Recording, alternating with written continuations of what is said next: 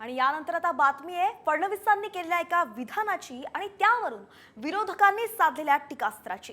मतांचं धर्मयुद्ध लढावं लागणार या फडणवीसांच्या वक्तव्यावरून आता विरोधकांनी टीकास्त्र साधलंय।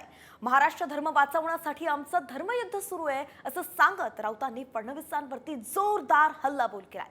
तर फडणवीसांकडून निवडणुकीला धार्मिक रंग दिला जात असल्याची टीका शरद पवारांनी केली आहे। फडणवीसांनी विरोधकांवरती पलटवार करत मविया वोट जिहाद करत असल्याचाही आरोप केलेला आहे। पाहूयात कोण काय म्हणाले। फडणवीस असं म्हणतायत काय आपण असेच एक राहिलो तर पाकिस्तानवर तिरंगा फडकवू। लोक ठिकाणावर आहे का? कुठली निवडणूक आहे?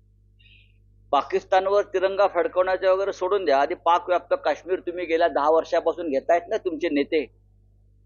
पाक व्याप्त काश्मीर तिथे जरा जाऊन तिरंगा फडकवून दाखवा। नंबर 1, मणिपूरला जाऊन तिरंगा फडकवून दाखवा।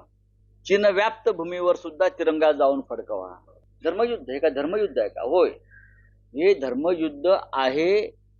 आणि हा धर्म कोणता असेल तर हा महाराष्ट्र धर्म ज्याला आम्ही म्हणतो, महाराष्ट्र धर्म हा महाराष्ट्र धर्म वाचवण्यासाठी राखण्यासाठी हे आमचं धर्मयुद्ध आहे। पुण्याचा काही भागामध्ये एक विशिष्ट समाज आहे, हिंदू समाज आहे, आणि त्यांनी मतदान केलं भाजपला। त्यामुळे सवय येते की इथं असंच मतदान होतं।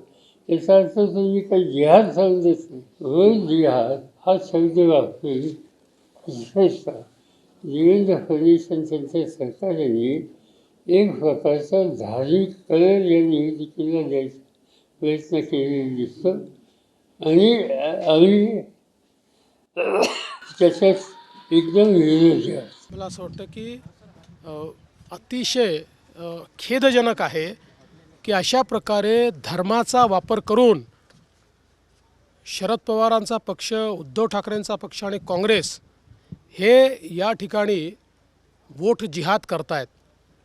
सज्जाद नोमानी उलेमा काउन्सिलचे प्रमुख यांनी 17 मागण्या या 3 पक्षांना दिल्या होत्या। या मागण्या देखील इतक्या भयानक आहेत। 10% आरक्षण मुस्लिमांना द्या,